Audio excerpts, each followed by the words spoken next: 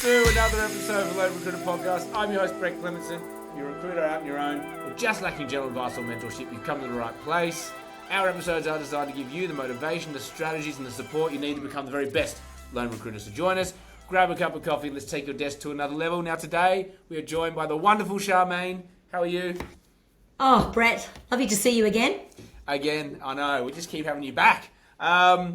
We want to jump into the art of a successful meeting. So how do we set up a successful meeting and run it so that it is a success, right? I know I've said success a few times, but that's the key, right? We can all have meetings. We can all get in a room and do our thing or whatever.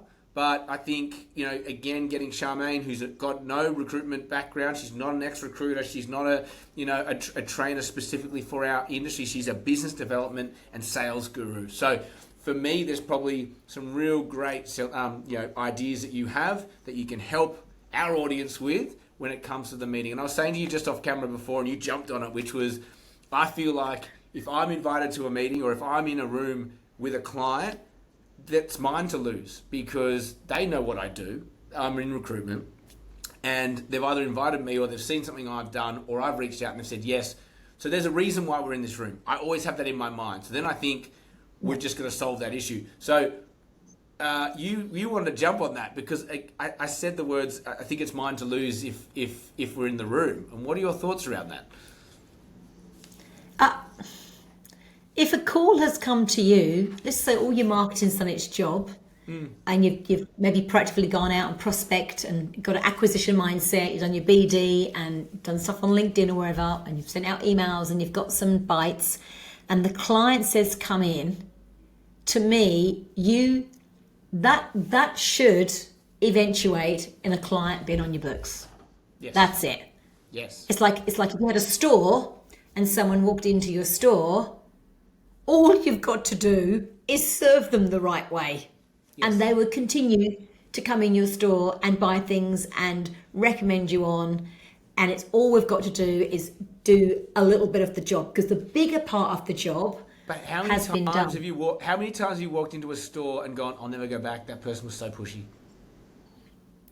Pushy or just not got up or they felt like doing the admin because their boss said they've got to do the admin. They're like, welcome. They're not really saying it. Their voice is saying it, but their body language is over here thinking, got a customer. Because I think most people forget that the customer is the reason all the admin and everything else is there. The infrastructure that you're working on back end is to support the front end, which is the customer. So I think the first thing is, I won't repeat that it's yours to lose because I don't want anyone to concentrate on the word lose, but I would rather say it's yours to win. It should be, you should now, if you do everything right, get that piece of business. And I don't mean be arrogant because they might have invited 7 people in. They might have their favourite one, but the risk-averse financial director wants to have a comparison.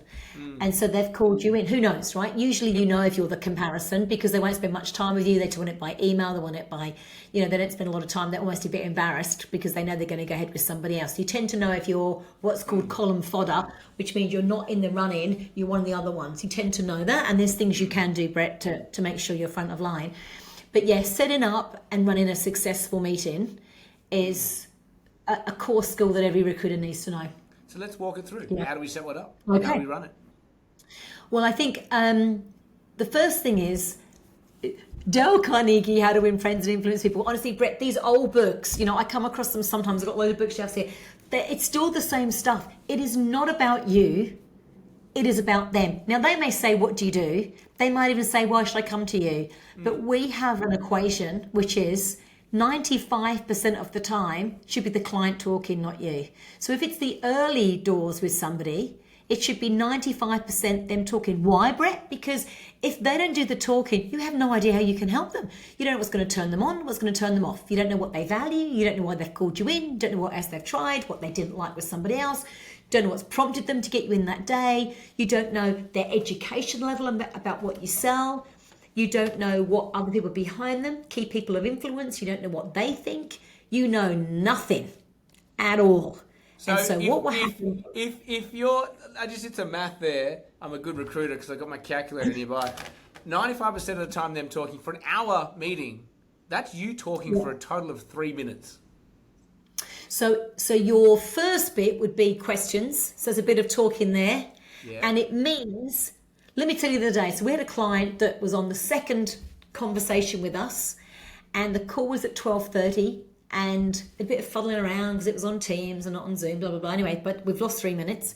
And then she said, just to let you know, and we hadn't got rapport with her beforehand, right? She said, to let you know, I've got to be off at 1 o'clock. And I went, great. I went, Kelly, this is interesting, your business. I'm looking at it now. My goodness, tell us all about plumbing. And then she went, oh, okay. She talked a bit. And I went, and how come they've got you there for 6 years now in this job? So she finished talking at 7 minutes to go to 1 o'clock. Brett, in that time, I knew that what she wants us for, we don't want to do. We want to do something else for them. So I'm now left with less than 7 minutes to articulate that, to get her to a certain place. I had about 6 minutes to spare because of her talking for 23 minutes. That is how trust was built up. That is how rapport is built up. Every question I asked, she knew I was completely engrossed in their business. You know, and I was. You can't make it up. You've got to have integrity and authenticity. If you don't care, you shouldn't be doing the business. But if you really care, and I just happened to keep an eye on the time at one moment to think, how much time have I got left? And it was 7 minutes. I remember thinking, I've got 7 minutes now. It's turned from her into, okay, Kelly, with that in mind, these are a couple of things I think, you know, by the sounds of things, these are going to work for you. And they were the opposite, Brett, to what she thought she was coming to us for. So I then had to explain why. It's okay. I've got 20 minutes of her talking to explain why. Because Kelly, you've just mentioned X, Y, and Z with that chap. You've just mentioned X, Y, and Z with that. Because you mentioned he's come from this area, this is going to suit him better. If you haven't got anything, it's guesswork and projection. 100%. That's what happens. People guess it. I derailed you there, but a great derail. So you're going into how do we set it up? How do we set this up and run it successfully? Right. Okay. So set up. So first of all, well, it depends on how it's come to you, right? But I would say, and I've mentioned this in a previous podcast that we've done together, that you've got to do some preparation. So what tends to happen is we're so grateful for the meeting to come, and we go, oh, they made a meeting, and then we go on to the next thing that we're doing, and we go through. What I would suggest is that now needs our full attention, that meeting. Even though it's 2 weeks' time or a week next Wednesday, that now needs our full attention because you need to sleep on that meeting. You need to wake up in the night and go, you know what, I've got that review from so-and-so, that will help. You know, I did that proposal 4 months ago, that's going to help. I've got that there, that will help. You need to be on LinkedIn all over that client to check if there's anything you can comment on that's of interest and adds value. All over their website, all over previous CRM notes about what they care about, what they don't care about. We call this the phases of a sale, Brett. This is phase 1. You're not even engaging yet. How's your mindset? What about objections that might come up? What about notes? How's your preparations? We call it mindset and preparation. We call it phase 1. That is the biggest part of the sale, happens right there in your own head. Can you foresee it going all the way through? The objections you think the client might have, are you already open them up? So one big thing you can do, the client says, great, Sam, let's meet on Wednesday. What I would do is I go, I'm looking forward to that, Juliet. To bring the most value on Wednesday, this is your sentence, to bring the most value on Wednesday, go straight into a question. Don't ask permission, don't go, is it okay I'm asking a question? No, you go straight into a question because I want that funnel, I want that discovery to start today. I don't want to wait and have all my eggs in one basket for Wednesday week when she's 10 minutes late and they were chatting about this thing and the IT didn't work and some random person walked in that you don't know and you're completely different. No, I want that conversation to start today. And in so far, I have 100% success rate in saying, to bring the most value to that meeting, Juliet, and ask a question that's easy for them to answer. They can't be a hard question. They'll just go, we'll just cover it on Wednesday. So get them talking, and you might end up having 45 minutes on the phone before your meeting. Do not be concerned. You are 45 minutes down the relationship path, and you're gathering what their objections are, what their boss thinks, what the other key person of influence thinks, why they don't like their current recruiter, why they're thinking of changing, what they've got a hassle with. This is the third person in this position that hasn't worked out. You're collecting data, you're collecting information because you want to be armed for that Wednesday. And it also means, Brett, between today and Wednesday, you can do what we call pre-sell the client. Pull the sale towards you. Go on LinkedIn, do some posts. 5 ways to ensure that when you're recruiting for a blah, blah, blah, you're picking the best candidate. Do things that are now relevant to this client. And during the week, you can then message them and go, Juliet, looking forward to hearing more about you next Wednesday, not talking to you, hearing more about you next Wednesday. In the meantime, a few posts have gone up this week regarding how to the subject we talked about, whichever it happens to be, insert the subject.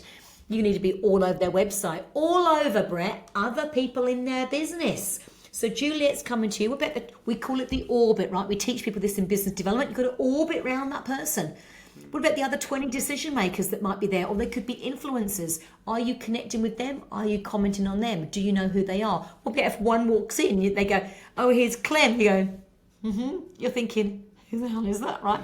So have the name down. So straight away that meeting goes into me. Straight away, that's my prime focus. All I'm thinking about is maximising that meeting next week, and it starts now, and go, oh, Juliet, before we get going, and literally I'll start asking questions straight away. So setting up the meeting needs to be that mindset that the meeting is now. The sooner you can set it up, the better. You might even call again. I do, in between. Oh, just preparing for next Wednesday, Juliet. A question that came up was, straight into the next question. So now I might have got 25 minutes beforehand. I could have had an hour and a half. Everything is set up to bring the most value next Wednesday. Make sure your calendar invite is clean and tidy, has an agenda on there. People like agendas, even if they're not agenda driven. Most people like to have an agenda. They like to know where it's going. It would be looking forward to hearing more about you and your situation, Juliet. Looking to cover these things. Would you like to add to these topics? So your email needs to reflect that. On your email, we spoke in a previous podcast about maximizing what your email says, because it's real estate. Change your signature, put a review on there, give a one-liner, something that says, I'm looking forward to our conversation, hearing more about your situation Wednesday, back to send a calendar invite through, Juliet. In the meantime, from our conversation, this might be of value, a link to our blog, or a 1-minute thing, or a 5-minute video clip or something. Or do you know what, Brett? The era is this. I can literally hang up from a client and go, I can record something on that. Turn on Zoom, record it, put my makeup on, do a different little recording for 4 minutes, upload it to YouTube.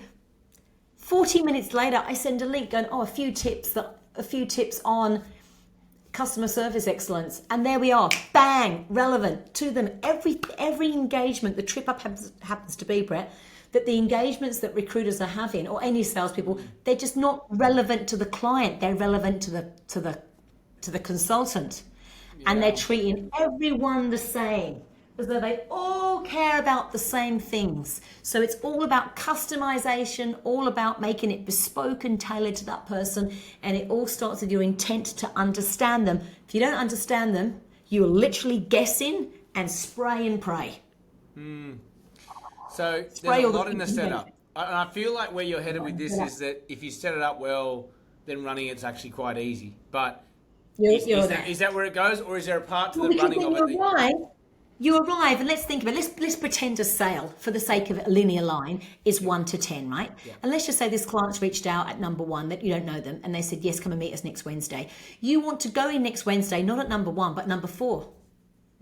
You want to go in already down with the relationship, building substance, adding value, being worthy and already of value to them. Not because your competitors are or not. Forget the competitors. Be in your own lane. Forget what they're doing. Do the best job that you can do. Have integrity and authenticity. But just think, what can I do to help this client? Don't expect anything. I mean, yes, I'd expect if a call came in, it's mine to win. But I'm not thinking I have to have it or they owe me anything. If I've turned up and added value and I walk off, then that's fine. I'm prepared to do that. There's no expectation. However, if I believe that we're the right thing, then it's my job at the time to make sure that I'm able to put forward what they need in a compelling way that they understand. So that's, yes, you're right. 90% of it happens before the meeting, if I was being honest. Therefore, the meeting now starts at number 4. They know you and go, oh, how did your daughter get on with that thing? And how did that happen there? And, oh, yeah, thanks so much for sending that link in LinkedIn, or I send that on to so-and-so and so-and-so. And then you've already got a different relationship. It doesn't start from ground zero. It starts a bit further along. And then you would say, even though you might have had 2, what we call funnels beforehand, exploration or discovery or uncovery, whatever your recruiters call it, or even you might have had 2 or 3 beforehand, you still go, Juliet, where are you today? And you still don't show them what you've got them. You want to gather. That's all your job is. Gather information, partner, collaborate and gather. Because you might go, better talk about 10 things. 6 aren't relevant. Why would you talk about the 6 that aren't relevant? It ends up taking up bandwidth. I remember one of my first meetings as a recruiter, and I went with my manager at the time, and they were this whole baptism by fire. Get in there, do this PowerPoint presentation and then that's it. I'm like, okay, I didn't practice it, just had a quick look at the slides, walked in. I remember reading them halfway through, looking over at the client. He looked so bored. And I was like, I've just got to commit to the slides because my manager tells me I have to do it. And I just go through these slides and the room was asleep. But, you know, that was poor training.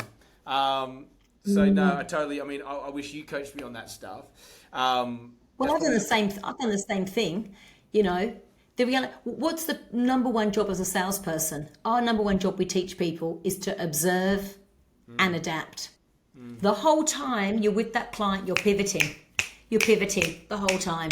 You're observing and adapting. You can talk about these 8 things, but you're there. Forget those 8 things, not interested. The word trusted advisor, they don't like. They've had somebody else as a trusted advisor who's let them down. You're not going to say that anymore. You've absolutely got to get them talking to have any hope of understanding them, to then be able to put forward your solution in a way that makes sense to them.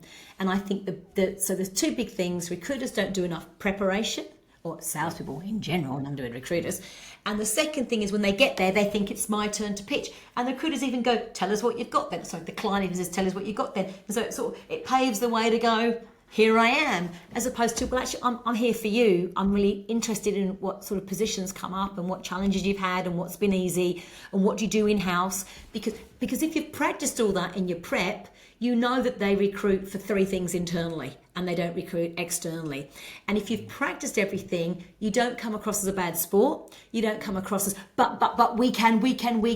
All of that negative energy, we call it negative consciousness, right? It vibrates under 200 if you want to get into it. All of that goes. You know your place, you know what you can do, and you're there to help them. And so the conversation is at a different level to any conversation that may have taken place. We talked about this in, I think, other episodes, but, you know, it was this one. Talking about, you know, articulating your value. In some regard, if you have no value to offer and you still have to go to that meeting, knowing that you can just ask some really great questions, the answer's going to present itself, right? Because it's going to become quite obvious what they're after. Totally. You don't need to have any background at all. If you turn up and you make it all about them and not about you, that is the answer. And I don't mean you make stuff up. We all have. We all flub and sit up our pants and we go back and work it out. I'm not saying that's a bad thing. But if you go there and genuinely go, I wonder why they do that. I wonder why they recruit that position in-house. I wonder why they do that. I wonder why they do that. I wonder why they use that recruiter for that. And if you've got a genuine curiosity and a genuine willingness to help, well, you know, one, it's good for you, but also they can feel that. They can feel that you're not actually trying to push your own barrel down. You're there to go, how can I help? You know, this is what my job is. My job is to make recruitment smoother, simpler, easier for you.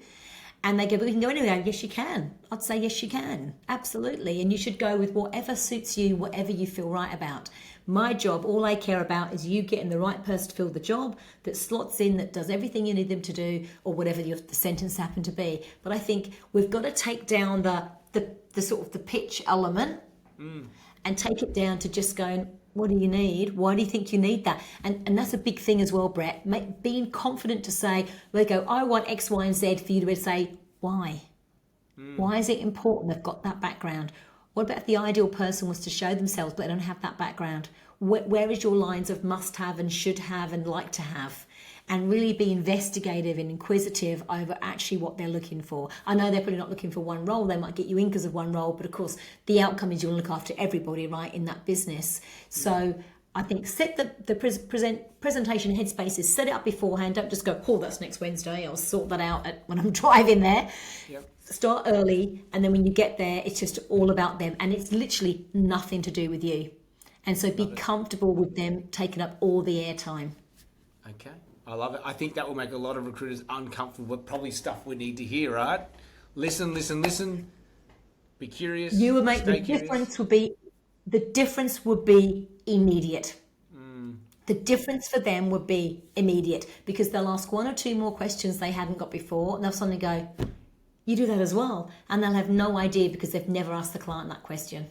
And if clients that they know, they'll just think, I'll give you a great example. One of our programs just run, we run these programs on the way back, very senior people, all had got more than 35 years experience. It was a very senior program. And on the drive back, one guy's driving back to Newcastle and he rang up a regular client, and normally after 2 minutes he just hangs up, brings the next one up, has a bit of a chat about some products they've got, hangs up. And he had in his head, Charmaine said, don't be the first to hang up, just ask another question. If it feels right, observe and adapt.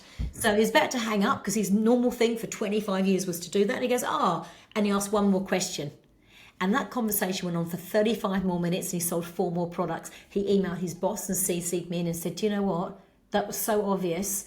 I'm just the first one to wrap them up. I think, they haven't got time. They're busy. And all this mindset stuff, Brett, stops people from actually being genuine, knowing their self-worth. I'm just as important in this relationship. I've got to find the right person for this client. So having self-worth, confidence and conviction, and then going in as an equal to them and not subservient to them, and being able to just ask those intelligent questions, meaningful, relevant questions. Really the skill of the recruiter really is finding good questions to ask. You had this job 6 months ago. I just want to know how that went and why it went and what happened. What did you like about it? Why did that happen? And the one you've got coming up, and just have lots and lots of different questions. So you really get into the psyche of their needs, wants, desires, beliefs, particularly, Brett, their beliefs. What do they hold deep as a belief? We could be here for ages, Brett. We could, but we can't. We've cracked 21 minutes. We've broken rules here. Cardinal rules for the lone recruiter. I'm going to cut you off, Charmaine. Again, wonderful. Thank you. You guys listening at home, you would have just got a ton of information out of that. Hit her up on LinkedIn. Where can we contact you, Charmaine? Where's the best place? Is it LinkedIn? You can LinkedIn, Charmaine Keegan. I run a business called Smarter Selling. It's for sales leaders and their teams who want to perform at a high level. We have 5 trainers. They've all got 30, 40, 50, 60 years experience. We do everything from high level negotiation, business development, sales acumen, influencing techniques, communication, presenting, everything around the sales and leadership arena, and anything to do with personality styles, which I'd say for recruiters, absolutely, the more you can understand how to speed read your client and adapt accordingly is a strong one. So smarterselling.com.au. I love it. Thank you guys at home. Like, share, subscribe. It's going to help me. It's going to help Charmaine. It's going to help all of us, right? So we're here to expand, growing at all times. Thank you. As always, have an amazing day. May all your deals come true.